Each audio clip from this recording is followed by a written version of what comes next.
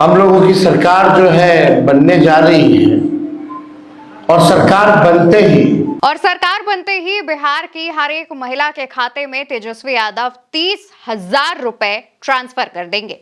इस बात का ऐलान तेजस्वी ने खुद किया है। सरकार बनेगी और 14 जनवरी मकर संक्रांति के दिन मां बहन मान योजना के तहत पूरे एक साल का 30,000 रुपया माताओं बहनों के खाते में हम लोग डालने का काम करेंगे, ताकि इस महंगाई के जमाने में उनको जो है सहयोग मिले। दरअसल दोस्तों, आज पहले चरण के चुनाव प्रचार थम जाएंगे और इसको लेकर के तेजस्वी यादव ने पहले से ही जो तमाम अपनी योजनाएं हैं उसके बारे में जनता को बताया है। लेकिन जो जीविका दीदी हैं उनकी पहले बात की है और कहा है कि 30,000 रुपए की जो धनराशि है वो जीविका दीदियों के खाते में ट्रांसफर कर दी जाएगी और ये राशि जो है सरकार बनने के बाद 14 जनवरी को ट्रांसफर की जाएगी।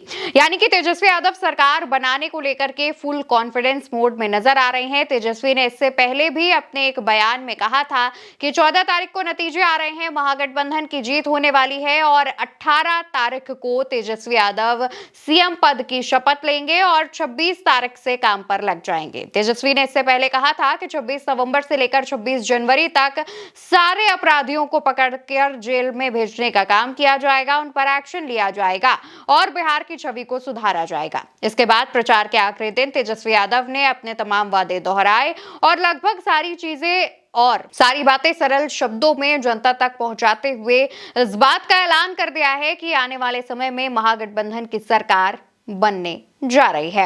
तेजस्वी यादव ने अपने तमाम वादे किए हैं, शुरुआत महिलाओं से की थी और इसके बाद तेजस्वी यादव अपने वादों में कहते हैं कि किसानों के लिए मुफ्त बिजली दी जाएगी, किसानों को सिंचाई के लिए राज्य सरकार प्रति यूनिट 55 पैसे लेती है, लेकिन अगर तेजस्वी की सरकार आती है तो तेजस्वी इसे 0 कर देंगे। इस बात का ऐलान, इस बात का वादा भी तेजस्वी यादव ने बिहार वासियों से, बिहार के लोगों से, बिहार की जनता से किया है। इसके अलावा तेजस्वी यादव ये भी कहते हैं कि पुलिसकर्मी हो, शिक्षक हो, स्वास्थ्य कर्मी हो या अन्य कर्मचारी हो, उनकी ट्रांसफर पोस्टिंग गृह जनपद से 70 किलोमीटर के दायरे में भी कराया जाएगा और इस बात का ऐलान करते हैं तेजस्वी यादव। इस दौरान जब तमाम चीजों का ऐलान कर रहे होते हैं तो उन्होंने दरअसल एक प्रेस कॉन्फ्रेंस आयोजित की होती है जिसमें वो शुरू से लेकर आखिर तक तमाम जो चीजें हैं उसके बारे में बात करते हुए, बताते हुए नजर आ रहे हैं।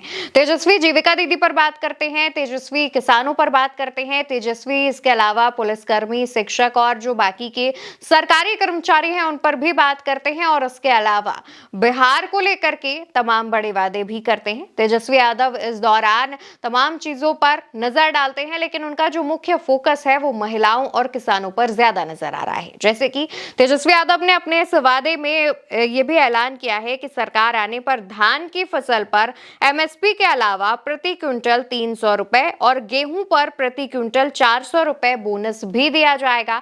तेजस्वी के इस ऐलान के बाद से ही जो किसान हैं उनमें खुशी नजर आ रही है। किसान वर्ग के जो लोग हैं वो तेजस्वी के इस वादे से संतुष्ट नजर आ रहे हैं। उनका कहना यह है कि तेजस्वी की सरकार आने के बाद और जो ऐसे इस प्रकार के लाभ हैं वो तेजस्वी हमें दे सकते हैं। बताते चले कि तेजस्वी यादव महागठबंधन की तरफ से सीएम फेस हैं, यानी कि मुख्यमंत्री का चेहरा हैं और इसी वजह से तेजस्वी यादव लगातार जो प्रचार प्रसार और तमाम चीजों की कमान है वो खुद अपने कंधों पर संभाले हुए हैं। तेजस्वी जब ये वादा करते हैं तो सोशल मीडिया पर तेजस्वी के बयानों की बहार आ जाती है। सोशल मीडिया पर तमाम लोग जो है वो तेजस्वी के इन वादों पर चर्चा कर रहे हैं। हालांकि इन वादों पर कंट्रोवर्सी करने की भी कोशिश की जा रही है। जो अंधभक्त हैं, जो एनडीए समर्थक हैं, उनका लगातार कहना यह है कि महागठबंधन की सरकार नहीं आ रही है। लेकिन आप बीते कई सर्वे पर अगर नजर डालेंगे तो चुनावों से पहले जो तमाम सर्वे सामने आए हैं, चाहे वो सी वोटर का सर्वे हो, चाहे वो वोट वाइब का सर्वे हो और चाहे फलौदी सट्टा बाजार का सर्वे हो, हर सर्वे में सीएम फेस के तौर पर तेजस्वी यादव को ही बढ़त मिलती हुई दिखाई दे रही है। कहा जा रहा है कि इस बार युवाओं ने नौकरी, बेरोजगारी, पेपर लीक जैसे तमाम मुद्दों पर तेजस्वी का साथ देने का मन बना लिया लिया है। उल्टा चश्मा यूसी भी जब ग्राउंड पर मौजूद था, तमाम युवाओं से बात की गई तो युवा जो है वो लगातार चल रहे पेपर लीक, लगातार हो रही भर्तियों में धांधली, लगातार जो बेरोजगारी बढ़ रही है उसको लेकर के चिंता जाहिर करते हैं और उनका कहना यह है कि इस बार वो बदलाव चाहते हैं, वो एक ऐसे सीएम को चुनना चाहते हैं, एक ऐसी सरकार बिहार में चाहते हैं जो उनके हित का ध्यान रखे।